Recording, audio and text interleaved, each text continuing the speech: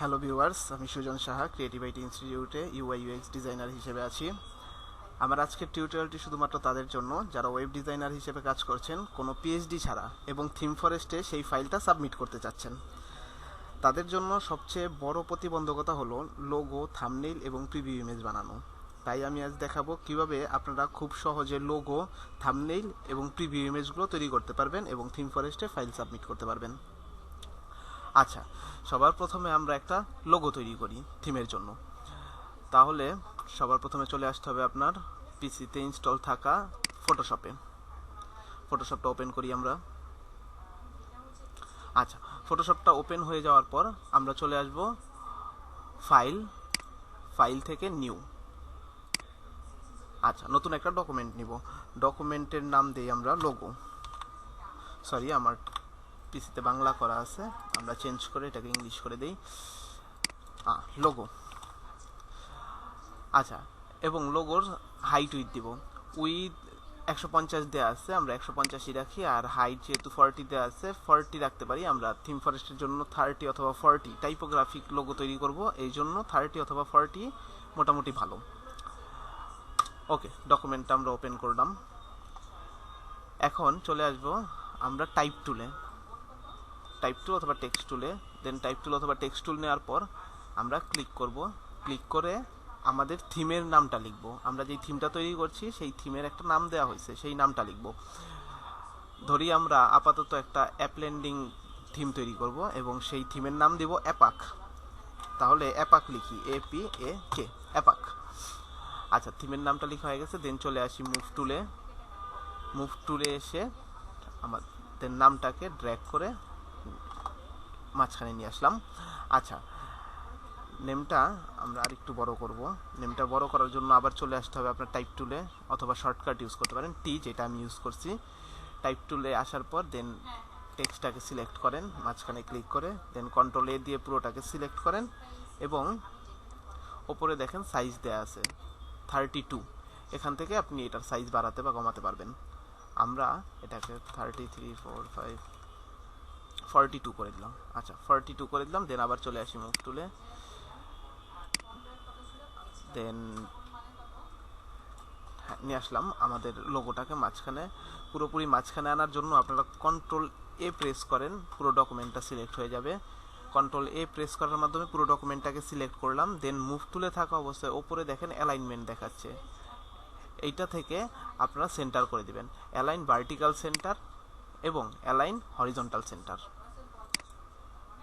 পুরোপুরি মাঝে চলে আসছে এবং আমাদের লোগোটার কোনো অংশ বাইরেও চলে যায় নাই। ওকে, কন্ট্রোল D দিয়ে সিলেকশনটাকে উঠায় ফেলবো, ডিসিলেক্ট করব। দেন এটাকে আমরা সেভ করব, কিন্তু PNG ফরম্যাটে সেভ করতে হবে। আমাদের এখন ব্যাকগ্রাউন্ডে হোয়াইট একটা ব্যাকগ্রাউন্ড দেওয়া আছে। তাহলে দেখেন লেয়ার প্যালেট আছে পাশে, এই লেয়ার প্যালেটে ব্যাকগ্রাউন্ড নামে একটা লেয়ার আছে। সেই লেয়ারের পাশে আই যেটা দেওয়া আছে, সেই আইটা অফ করে দেন। আইটা অফ করে দিলে ব্যাকগ্রাউন্ডটা ট্রান্সপারেন্ট হয়ে যাবে। ব্যাকগ্রাউন্ড ট্রান্সপারেন্ট হলে দেন আমরা এটাকে সেভ করব PNG ফরম্যাটে। চলে আসবো ফাইল থেকে সেভ ফর ওয়েব, ফাইল থেকে save for web. Then save করব PNG ফরম্যাটে। যে PG ফরম্যাট দেওয়া আছে, ফরম্যাটটা আমরা চেঞ্জ করব, PNG 24 করে দিলাম। দেন সেভ করব। আপাতত আমি ডেস্কটপে সেভ করি, সেভ। ওকে, তাহলে আপনার লোগোটা তৈরি করা হয়ে গেছে। আচ্ছা, লোগো তৈরি করা হয়ে গেল। এখন আপনাদের দরকার প্রিভিউ ইমেজ এবং থাম্বনেইল ইমেজ। আচ্ছা, থাম্বনেইল ইমেজ যেটা তৈরি করবেন, থিম ফরেস্টের জন্য থাম্বনেইল তৈরি করতে হয় 80 এবং 80 পিক্সেলে। তাহলে নতুন আরেকটা ডকুমেন্ট দিব আমরা, চলে আসবো ফাইল থেকে নিউ। এটার নাম দিয়ে দিই আমরা thumbnail. Okay, R height with হবে 80 পিক্সেল ইন্টু 80 পিক্সেল। ওকে, দেন থাম্বনেইলটা আপনারা সাধারণত যেটা করতে পারেন, আপনার যেই লোগোটা তৈরি করা হয়েছিল সেই লোগোটাই থাম্বনেইলের ওপর এনে বসায় দেন। লোগোটাকে নিয়ে আসি, আমি ড্র্যাগ করে নিয়ে আসলাম ফটোশপে, দেন ডকুমেন্টের ওপর ছেড়ে দিলাম। ওকে, ওপরে একটা অপশন আছে চেকড করলাম আমরা। হয়ে গেল, লোগোটা প্লেসমেন্ট হয়ে গেছে। আপনার যদি মনে হয় লোগোটাকে আর একটু বড় বা ছোট করতে হবে তাহলে কন্ট্রোল টি প্রেস করেন, কন্ট্রোল টি দিলে ট্রান্সফর্ম টুল আসবে, দেন আপনি লোগোটাকে ছোট অথবা বড় করতে পারবেন, যে কোনো এক কোণা থেকে ছোট অথবা বড় করতে পারবেন। অবশ্যই শিফট এবং অল্টার প্রেস করে নেবেন, তাহলে লোগোটার প্রপোর্শন ঠিক থাকবে, না হলে চ্যাপ্টা হয়ে যেতে পারে। ওকে, শিফট আর অল্টার প্রেস করে আমি এক কোণা ধরে একটু বড় করলাম, দেন ছেড়ে দিয়ে উপরে আবার সেম চেক অপশনটা থেকে চেক করে দিলাম। ওকে, হয়ে গেছে। এখন আপনি চাইলে আপনার ব্যাকগ্রাউন্ডে যে হোয়াইট কালার দেওয়া আছে এটা হোয়াইট কালারের বদলে অন্য কোনো কালারও দিতে পারেন। ধরি আমরা অন্য কোনো কালার দিব, তার আগে আমরা কালার দেওয়ার জন্য চলে আসি ব্যাকগ্রাউন্ড লেয়ারটার ওপর। ব্যাকগ্রাউন্ড লেয়ারের ওপর আসার পর আমরা কালার দিব। কালার দেওয়ার জন্য এই দিকে দেখেন দুইটা কালার প্যালেট দেওয়া আছে, ওপরেরটা হচ্ছে ফরগ্রাউন্ড কালার, তার নিচেরটা হচ্ছে ব্যাকগ্রাউন্ড কালার। আচ্ছা, এখানে ফরগ্রাউন্ডও হোয়াইট দেওয়া আছে, ব্যাকগ্রাউন্ডও হোয়াইট দেওয়া আছে। আমরা ফরগ্রাউন্ড কালারটাকে চেঞ্জ করি, আমরা ইয়েলোইশ একটা কালার দিব ব্যাকগ্রাউন্ডে, তাহলে হালকা ইয়েলোইশ একটা কালার, কালার প্যালেটের ওপর ক্লিক করে হালকা ইয়েলোইশ একটা কালার দিলাম ফরগ্রাউন্ড কালারে। দেন ফরগ্রাউন্ড কালারটা অ্যাপ্লাই করার জন্য আপনার কন্ট্রোল ডিলিট প্রেস করতে, অল্টার ডিলিট প্রেস করতে হবে। কিন্তু তার আগে দেখেন লেয়ারটা লকড করা আছে, লেয়ার যদি এইরকম লকড অবস্থায় থাকে তাহলে লকডের ওপর ডাবল ক্লিক করবেন অথবা তালাটার ওপর ডাবল ক্লিক করবেন, দেন ওকে দিয়ে দিবেন। এখন আপনি কালারটা প্লেস করবেন, অল্টার ডিলিট, কিবোর্ড থেকে অল্টার ডিলিট প্রেস করলাম, কালারটা চেঞ্জ হয়ে গেছে।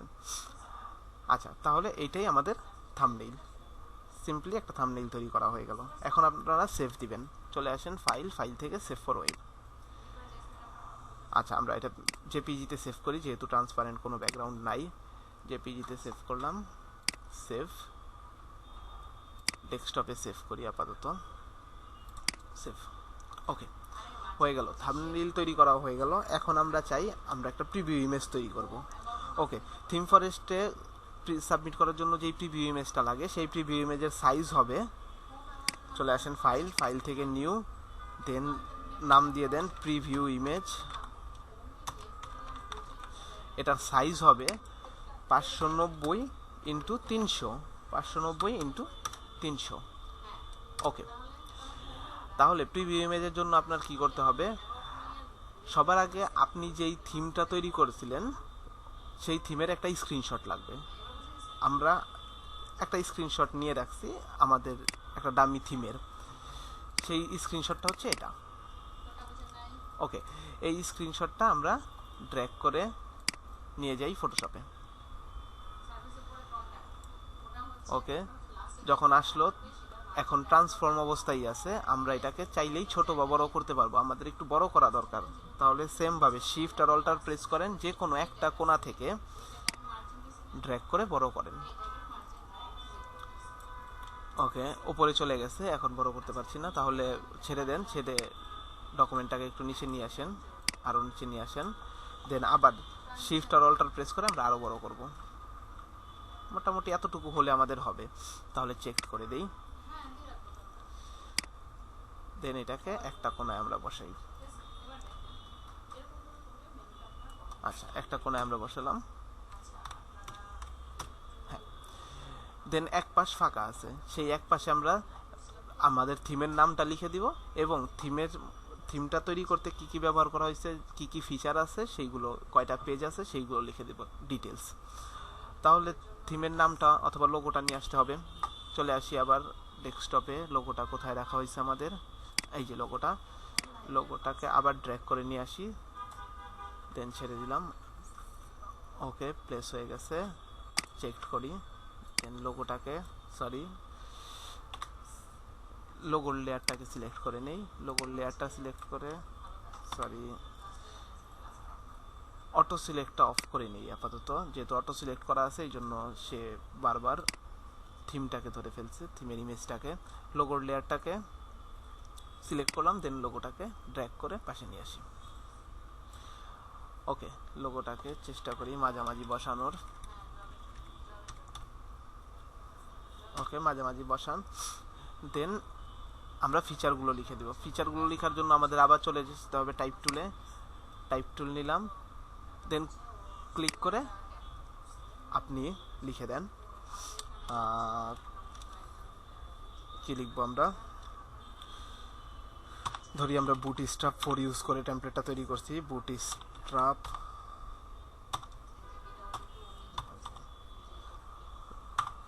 4 টেমপ্লেট। ওকে, এখন কালারটা দেখেন ইয়েলোইশ একটা কালার আসছে, কালারটা ঠিকভাবে বোঝা যাচ্ছে না, তাহলে কন্ট্রোল এ দিয়ে পুরো টেক্সটটাকে সিলেক্ট করি, দেন উপরে দেখেন কালার আছে, সেই জায়গা থেকে কালারটাকে চেঞ্জ করে দিই। কালারটা আমরা আপাতত ব্ল্যাক করব, 100% না করি, দেখতে একটু খারাপ লাগতে পারে, আমরা ব্ল্যাকিশ একটা কালার করে দিই। ওকে ওকে, দেন আমরা সাইজটাকে ছোট করব, এটা অনেক বড় টেক্সট হয়ে গেছে, সাইজটা 42 তে আছে, আমরা 20 করে দিই, 20ও মোটামুটি ভালো বড়, তাহলে আমরা 16 করে দিই। ওকে, তারপর লেয়ারটাকে ধরে নিচে নিয়ে আসি। হ্যাঁ, বুটস্ট্র্যাপ 4 টেমপ্লেট এমন, এই জায়গায় আবার ক্লিক করেন, দেন আরও কিছু লিখতে হবে, এন্টার দেন পরের লাইনে যাওয়ার জন্য। পরের লাইনে গিয়ে আমরা আর কি লিখতে পারি, ল্যান্ডিং পেজ,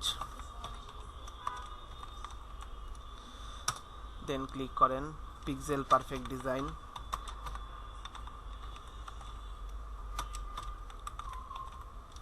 দেন আবার এন্টার দেন, লিখতে পারেন রেসপন্সিভ ডিজাইন,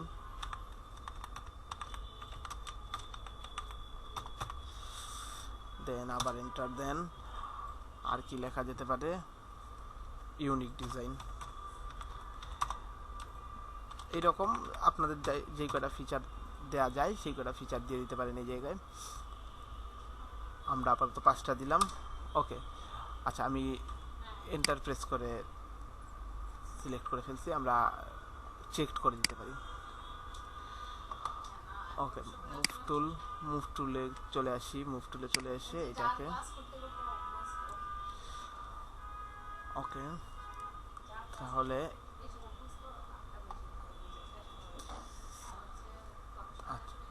তাহলে আমরা এটাকে সেন্টারে নিয়ে আসবো। আমরা অ্যাপাক যেই লোগোটা ছিল সেই লোগোটাকেও মোটামুটি একটা সেন্টারে নিয়ে আসবো। সেন্টারে নিয়ে আসার জন্য আমরা জানি সিলেকশন টুল দিয়ে মেজারমেন্ট করা যায়, সিলেকশন টুলটাকে সিলেক্ট করি, দেন একটা সিলেকশন তৈরি করেন প্রথম থেকে আপনার ইমেজটা পর্যন্ত। সিলেকশন করলাম, আমরা লোগোর লেয়ারে যেহেতু নাই, লোগোর লেয়ারটাকে সিলেক্ট করি, লোগোর লেয়ার সিলেক্ট করে মুভ টুলে চলে আসি, দেন সেন্টার করব, আবার সেন্টার করব হরিজন্টালি। ওকে, লোগোটা এখন পুরোপুরি সেন্টারে চলে আসছে। সেমভাবে আমরা টেক্সটগুলোকেও সেন্টারে নিয়ে আসবো।